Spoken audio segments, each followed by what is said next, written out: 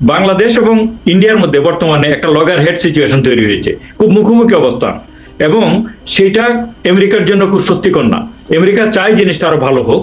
আমার ব্যক্তিগত ধারণা সেই ব্যাপারটাতে তিনি একটা দুতিয়ালি করবেন, কিভাবে ভারত এবং বাংলাদেশের মধ্যে মধ্যস্থতার মাধ্যমে এই ইস্যুগুলি নিয়ে আসা যায় এবং কিভাবে তাদেরকে একটা ডায়লগে অবতীর্ণ করানো যায়। আপনি জানেন বাংলাদেশের প্রফেসর ইউনূস তিনি যুক্তরাষ্ট্রে যখন আসবেন এই মাসেই, তখন তিনি মোদির সাথে কথা বলার জন্য সাইডলাইনে অনুরোধ করেছেন, কিন্তু তারা এখন এটার উত্তর দেয়নি। এটা হয়তো দিবে ভবিষ্যতে, কিন্তু এখন পর্যন্ত একটু দেখাচ্ছে যে আমরা বাংলাদেশ কত গুরুত্ব দিই না, এটা প্রকাশ্যে এটা দেখাচ্ছে চাচ্ছে আর কি। কিন্তু আমার মনে হয় এই যে কমপ্লেক্স সিচুয়েশন বাংলাদেশে, এটার ব্যাপারেও যুক্তরাষ্ট্র চাইবে যে কিভাবে ইস্যুটাকে একটু মানে স্মুথেন আউট করা যায়, এটা আমার টেক।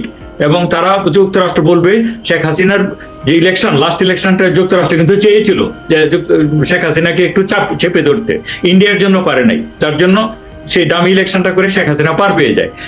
যুক্তরাষ্ট্র যেটা গিয়ে বলবে ইলেকশনটা তো আসলে ভালো ছিল না, তোমরা সব মিলিয়ে মানে শেখ হাসিনাকে ইন্ডিয়া এতটা সাপোর্ট করার কোনো কারণ আর আমি দেখি না, কিন্তু তোমরা বরং গেট ওভার দিস সিচুয়েশন এবং মুভ অন, এটা বলবে। আমি যাব ডক্টর মোস্তফা সরোয়ার। দেখেন এখানে আমরা দেখলাম যে অন্তর্বর্তী সরকারের একজন উপদেষ্টা আসিফ মাহমুদ, তিনি একজন ছাত্রনেতা সমন্বয়ক, তিনি বলছেন যে ভারতের সাথে চোখ রেখে কথা বলতে হবে।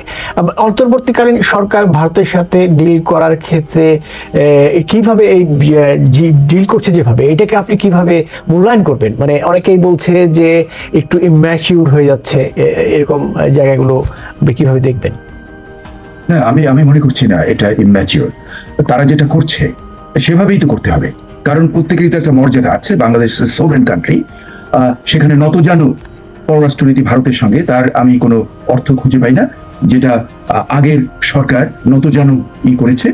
আপনি লক্ষ্য করে দেখুন যে করিডোর দিয়েছে, আর আমরা আমাদের যে ভুটান এবং নেপালের যে মালামাল আমাদের মংলা বন্দরে রিলিজ হয়, সেটাকে আমাদেরকে আবার সেটাকে দিয়ে দিতে হয় আমাদের বর্ডারে, উত্তরবঙ্গে আমাদের বর্ডারে, ভারত বর্ডারে দিতে হয়। আমাদের ট্রাক যেতে দেয় না।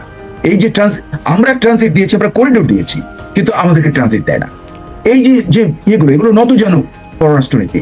তারপরে দেখুন এই যে তিস্তা নদীর ব্যাপারে কোনো কিছু করতে পারিনি, সব জায়গায় এর প্রিভিয়াস গভর্নমেন্ট ছিল একটা নতজানু সরকার। বর্তমানে যেটা এই মানে আসিফ বলেছে, আমি সেটাকে খুব সাধুবাদ দিচ্ছি যে এই ব্যবহারটাই যেহেতু ভারত প্রত্যাশা করেনি, 16 বছর ধরে ওদের যে প্র্যাকটিস, যেটা তারা সবসময় পেয়ে আসছে, যেটা হঠাৎ চলে গেছে, এটা তো খারাপ লাগে। আপনি যদি 16 বছর ধরে একটা বিরাট বস, হ্যাঁ, আপনার একজন চামচা পাশে, হঠাৎ করে দেখা গেল যে সে আর চামচা নয়, সে আপনাকে চ্যালেঞ্জ করছে, তখন তো আপনার খারাপ লাগবে। সেইটাই ভারতের একটা মানসিক প্রবলেম আছে, এবং এই মানসিক রোগের আমার মনে হয় চিকিৎসার জন্যই ডোনাল্ড লু এবারে ট্রিট করছেন, যে ওদের মানসিকভাবে কোনো কিছু ঠিক করে যে না, তোমার ওই মাতব্বরি চলবে না। হ্যাঁ, মানে আপনি বলছেন যে ডোনাল্ড লু এর একটা কারণ হতে পারে বাংলাদেশকে তারপর নতজানু পররাষ্ট্রনীতি থেকে বের করা, এরকম হতে পারে? No, not that. সেটা বাংলাদেশই করবে। ওটা ডোনাল্ড লু করার কি? হ্যাঁ, বাংলাদেশের বর্তমান সরকার ইন্ডিপেন্ডেন্ট এবং তারা কাউকে মানে তোয়াক্কা করে না, কাজে ওটা বাংলাদেশের ব্যাপার। কিন্তু ডোনাল্ড লু সে হয়তো ভারতকে বোঝাবার চেষ্টা করবে যে তুমি 16 বছর ধরে যে এনজয় করেছো সেটা আর চলবে না, সেটা হয়তো ওরা করতে চাচ্ছে না। কাজে তুমি তোমার মাথাটা ঠান্ডা করে ঠিক রকম আসো, এবং দুটো সভরেন কান্ট্রি, তাদেরকে অন ইকুয়াল ফুটিং এ একজনের সঙ্গে একজনের ব্যবহার করতে হবে।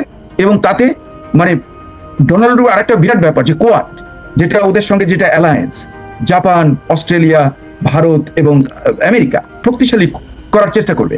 কিন্তু ওটা শক্তিশালী করতে হলে যদি বাংলাদেশকেও সাথে আনা অ্যাজ এ ইকুয়াল পার্টনার, তাহলে তো সেটা অনেক মঙ্গলজনক ব্যাপার।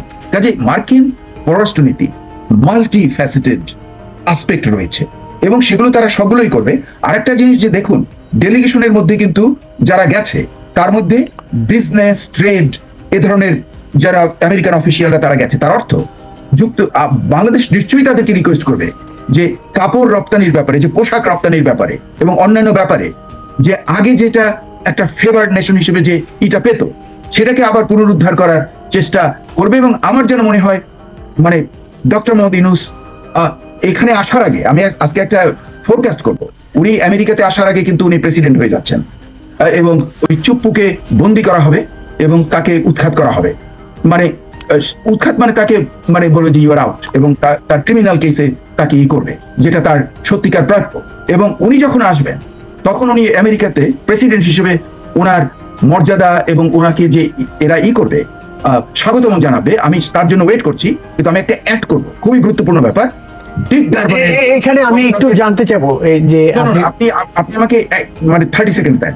ডিক ডারবানের যে কালকের বক্তৃতা ছিল সেনেটে, উনি বিরাট অংশ সময় এই ইউনূসের প্রশংসা করেছেন।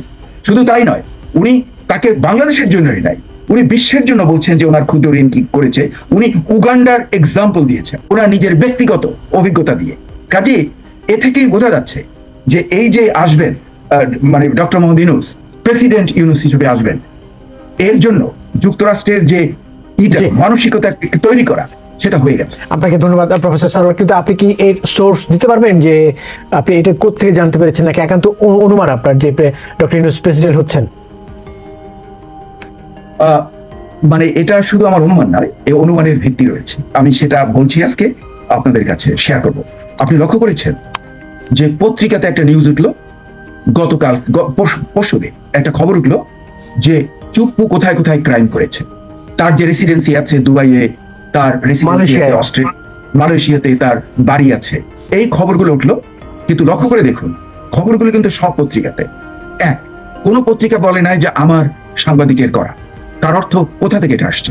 ওকে, আপনাকে ধন্যবাদ প্রফেসর। আমি আরেকটা অ্যাড করবো। ওই দিনই ওই খবরটা যদি যখন বের হলো, তারপর পরই general Wakeruzzaman he went to the মানে এবং গিয়ে দেখা করেছে।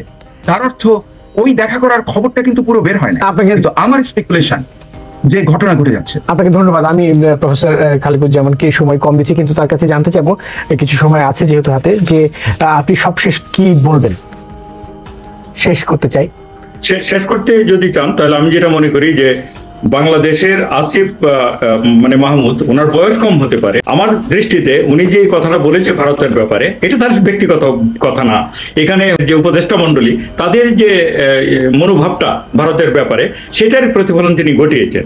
আমি ব্যক্তিগতভাবে মনে করি আমেরিকাতে একটা কনোটেশন আছে, কোনো কিছু আমাকে বলতে চান, you look into my eyes and say this, এটা আমি খারাপ করতে দেখছি না। আমি মনে করি বাংলাদেশ একটা স্বাধীন রাষ্ট্র হিসাবে আপনি যখন কোনো অপরাধ করেন, কোনো অন্যায় করেন, তখনই মানুষের দিকে তাকিয়ে আপনি কথা বলবেন।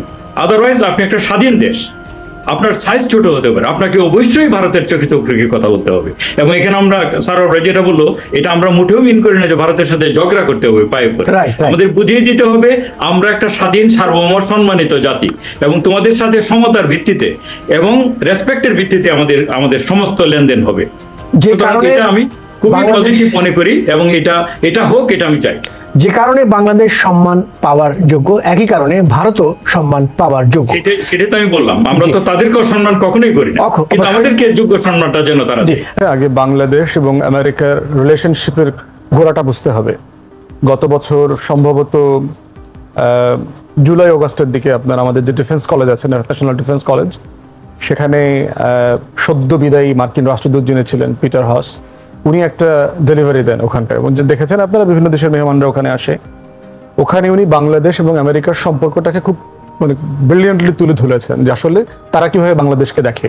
হচ্ছে যে তারা বাংলাদেশকে একটা ডেমোক্রেসি আছে, এখানে গণতন্ত্র আছে, মানবাধিকার আছে, আইনের শাসন আছে, সুশাসন আছে, এই যে উদার মনা যে মানে চরিত্রগুলো রাষ্ট্রের, যেগুলো পশ্চিমা বিশ্ব নিজেরা চর্চা করে এবং সারা পৃথিবী তারা দেখতে চায়, এইরকম একটা রাষ্ট্র কাঠামো তারা দেখতে চায়, নাম্বার ওয়ান।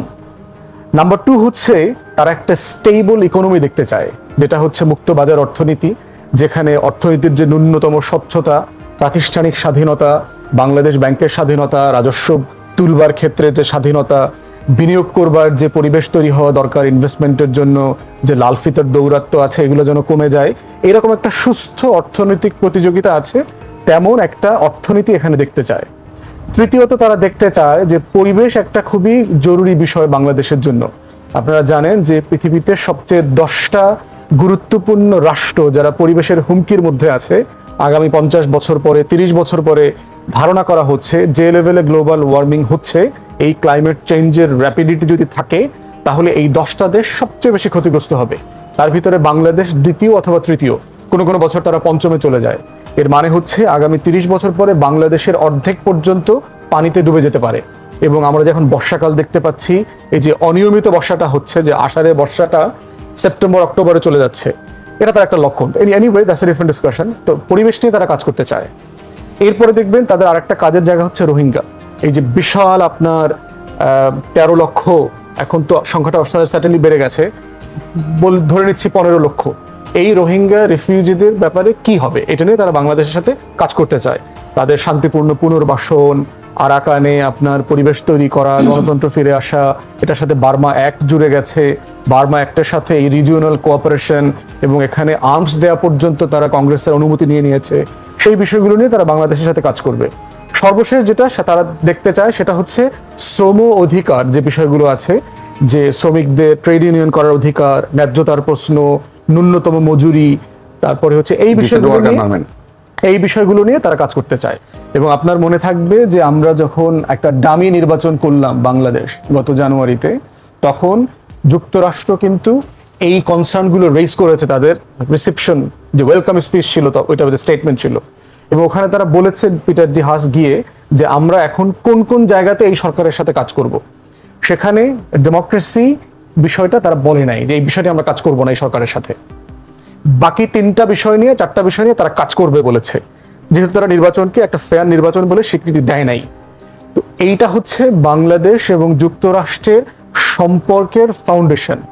এই জায়গাটা বুঝলে যে কোনো সফর, মেহমান, ডেলিগেশন, সাহায্য, টাকা পয়সা দেয়া, এগুলো আলোচনা করতে সুবিধা হবে। আপনারা দেখেছেন ইতিমধ্যে যে এর আগেও কিন্তু গত যে রেজিম ছিল, পলাতক রেজিম, তাদেরকে কিন্তু জলবায়ু বিষয়ে ফান্ডিং আমেরিকা দিয়েছে, তাদেরকেও কিন্তু আপনার রোহিঙ্গা বিষয়ক ফান্ডিং দিয়েছে, কারণ যেহেতু তারা সেই বিষয়ে কাজ করবে বলে তারা সিদ্ধান্ত ছিল। আজকে যারা ডেলিগেশনে এসছেন, ডেলিগেশনে দেখলাম 3টা পার্টিকুলার ডিপার্টমেন্ট থেকে লোক আসছে। একটা হচ্ছে পলিটিক্যাল ইউনিট থেকে আসছে, স্টেট ডিপার্টমেন্ট, পররাষ্ট্র মন্ত্রণালয় যেটাকে বলছি, মিস্টার লুর কথা আপনি পার্টিকুলারলি বলেছেন, তিনি হচ্ছে সেন্ট্রাল এবং সাউথ এশিয়ান ব্যুরোর দায়িত্বে এই দেশগুলোর। দ্বিতীয়ত আসছে হচ্ছে আপনার কমার্স ডিপার্টমেন্ট থেকে আসছে, বাণিজ্য, ট্রেড, এই বিষয়গুলো দেখার জন্য। থার্ড হচ্ছে ট্রেজারি হচ্ছে অর্থ মন্ত্রণালয় এবং সামগ্রিক বিষয় আর কি। এবং ভিজিটগুলো কাদের সাথে হচ্ছে যদি দেখেন, তারা চিফ অ্যাডভাইজারের সাথে মিটিং করেছে, তারা বাংলাদেশ ব্যাংকের গভর্নরের সাথে মিটিং করবে, রাজস্ব বোর্ডের সাথে মিটিং করবে, সেনাবাহিনীর সাথে মিটিং করবার একটা কথা আমরা শুনেছি, এখনো জানি না।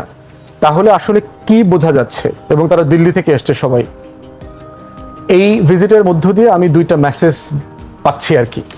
প্রথম কথা হচ্ছে যে তারা এই সরকারকে সমর্থন করছে এবং দিল্লিকে তারা পরিষ্কার করে বার্তা দিয়েছে যে যা হওয়ার হয়ে গেছে, তোমরা এই সরকারের সাথে কাজ করো।